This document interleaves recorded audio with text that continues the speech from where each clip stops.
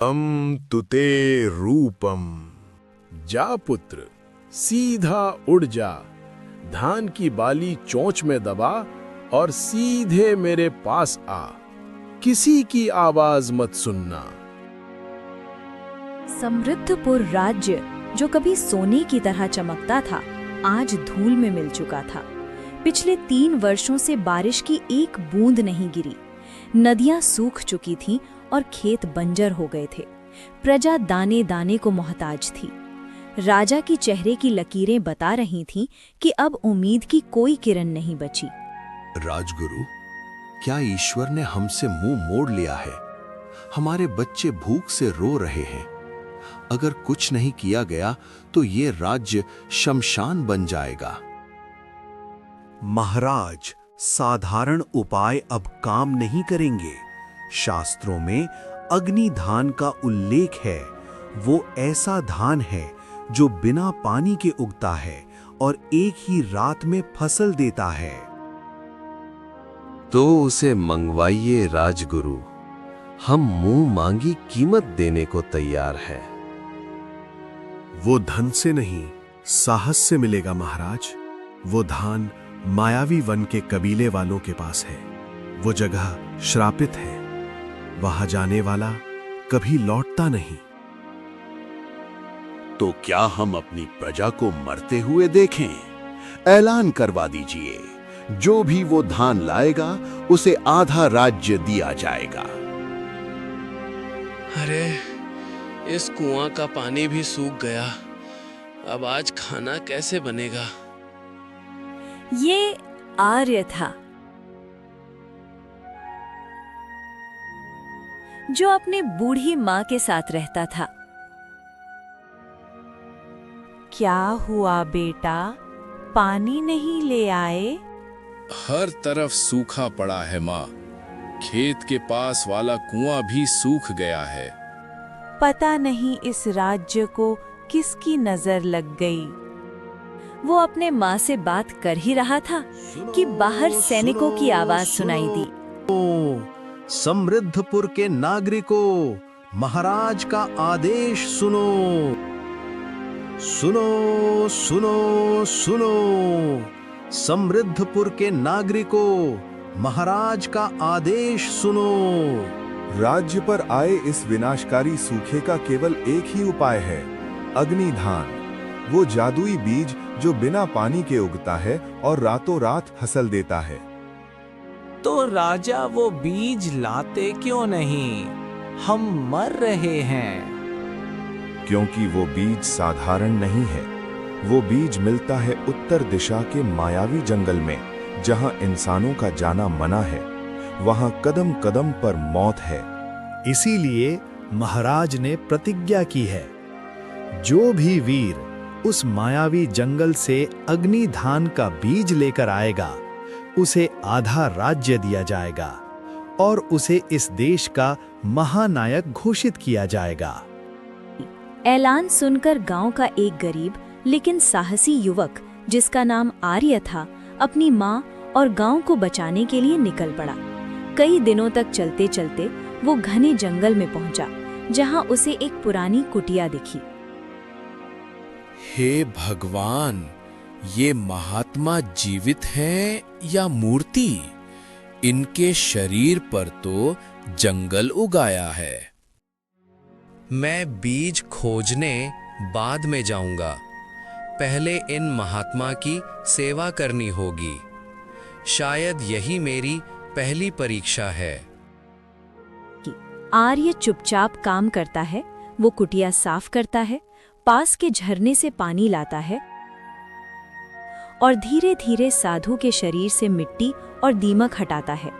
ये क्रम 1 महीने तक चलता है। ये सुगंध, ये स्वच्छता, मेरी कुटिया तो वर्षों से वीरान थी। कौन है तू बालक और इस भयानक जंगल में क्या कर रहा है? प्रणाम बाबा, मेरा नाम आर्य है। मैंने तो बस आपकी थोड़ी सेवा की है। थोड़ी सेवा? तूने मेरे शरीर को नया जीवन दिया है। मैं तेरी सेवा से अति प्रसन्न हूं। मांग, क्या मांगता है? बाबा, मेरे राज्य में सूखा पड़ा है, लोग भूख से मर रहे हैं। मुझे सुनहरे धान का बीज चाहिए जो मायावी जंगल में मिलता है। मुझे बस उसका रास्ता बता दीजिए। सुनहरा नहीं, अग्निधान। पुत्र, तूने मौत मांग ली। बाबा, खाली हाथ लौटने से अच्छा है कि मैं कोशिश करते हुए मर जाऊं। कृपा करें। ठीक है, तेरी निष्ठा देखकर मैं तुझे एक अवसर देता हूं, लेकिन याद रखना, वो धान लेकर उड़ते समय अगर तूने पीछे मुड़कर देखा तो तू वहीं जलकर भस्म हो जाएगा। मैं वचन देता हूं बाबा, मैं पीछे नहीं देखूंगा। अहम तुते रूपम। जा पुत्र, सीधा उड़ जा, धान की बाली चोंच में दबा और सीधे मेरे पास आ। किसी की आवाज मत सुनना। आर्य तोता बनकर उड़ चला। मायावी जंगल में घुसते ही उसे सुनहरे रंग के धान के खेत दिखे जो अंधेरे में चमक रहे थे, लेकिन वहां का माहौल भारी था। आर्या झट से उड़ते हुए एक धान की बाली को मुंह में दबाया और उड़ चला। जैसे ही वो धान लेकर उड़ा, उसे अजीब सी आवाज सुनाई देने लगी। अरे सुंदर पक्षी, एक ही बाली क्यों? ये देख, ये वाली हीरे की बनी है, इसे भी ले जा। आर्या बेटा, मुझे बचा ले, देखो ये जानवर मुझे खा रहे हैं। आर्या। माँ नहीं, माँ यहाँ कैसे हो सकती है? लेकिन ये आवाज, ये तो माँ की ही है। माँ। भावुक होकर आर्य जैसे ही हवा में पीछे मुड़कर देखता है, आर्य के पंखों में आग लग जाती है और वो जलता हुआ एक पत्थर की तरह जमीन पर गिर पड़ता है। साधु अपनी दिव्य दृष्टि से सब देख रहे थे। वे क्रोध और दुख के साथ अपनी कुटिया से गायब हुए और पलक झपकते ही वहां पहुंच गए जहां आर्य का शव पड़ा था। मूर्ख बालक, मैंने चेतावनी दी थी, माया मोह ने तुझे हरा दिया। ठोकर लगते ही आर्य के शरीर में प्राण वापस आ जाते हैं। बाबा, मुझसे गलती हो गई। वो आवाज मुझे लगा माँ थी। उठ, वो माँ नहीं, तेरा मृत्यु पाश था। तू असफल हुआ, अब घर लौट जा, तू इस कार्य के योग्य नहीं है। बाबा, मुझे मत भगाइए। अगर मैं खाली हाथ गया तो लाखों लोग मर जाएंगे। आप मुझे मार दीजिए, लेकिन एक मौका और दीजिए।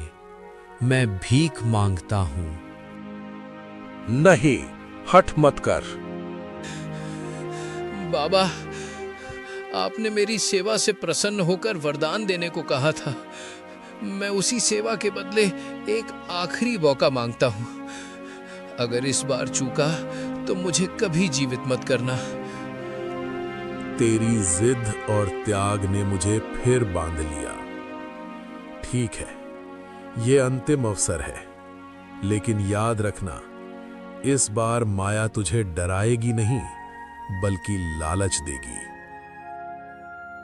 अहम तुते रूपम। जा और याद रख, लक्ष्य के सिवा कुछ नहीं।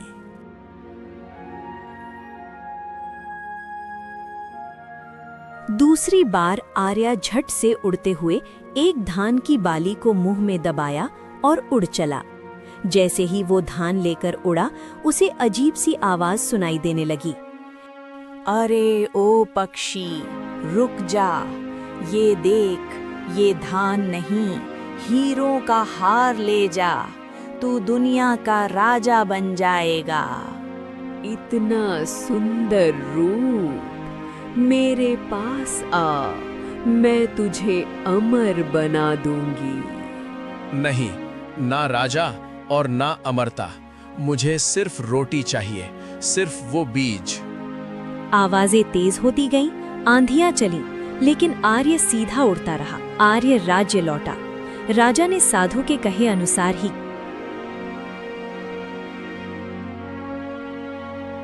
अति उत्तम, तूने अपनी इंद्रियों को जीत लिया। अब ध्यान से सुन, इस अग्नि धान की खेती साधारण नहीं है। बताइए बाबा, इसे कैसे उगाना है? इस धान को जमीन में नहीं बोया जाता। इसे पूर्णिमा की रात को, जब चंद्रमा ठीक सिर के ऊपर हो, तब खेत की मिट्टी में दबाना। लेकिन पानी, इसे नदी का पानी नहीं चाहिए। इसे बोने के बाद तुझे और तेरे राजा को अपने पसीने की बूंदें खेत में गिरानी होंगी। जैसे ही पसीना गिरेगा और सूरज की पहली किरण निकलेगी, ये फसल तैयार हो जाएगी। आपका कोटि कोटि धन्यवाद बाबा। लेकिन आज पूर्णिमा की रात है। आज की रात ही हम सब। महाराज, मैं जादुई धान ले आया। राजगुरु, ये तो वही धान है। आर्य, तुमने कर दिखाया। लेकिन आज पूर्णिमा की रात है। आज की रात ही हम सबको मेहनत करके ये धान अपने खेतों में लगाना होगा। तभी ये जादुई धान कल सुबह तक फसल देगा। राजा ने साधु के कहे अनुसार ही किया। उस रात राजा और प्रजा सबने मिलकर खेतों में मेहनत की। सबका पसीना मिट्टी में मिला और अगली सुबह देखते देखते बंजर जमीन सुनहरे धान से लहलहा उठा। देखो राजगुरु, चमत्कार। बाबा का वचन सत्य हुआ महाराज। तुमने हमें बचा लिया आर्य। आज से तुम केवल एक युवक नहीं, इस राज्य के महामंत्री हो। उस दिन के बाद राज्य में कभी भूख से कोई नहीं मरा। आर्य की वीरता और साधु के आशीर्वाद ने बंजर धरती को भी स्वर्ग बना दिया।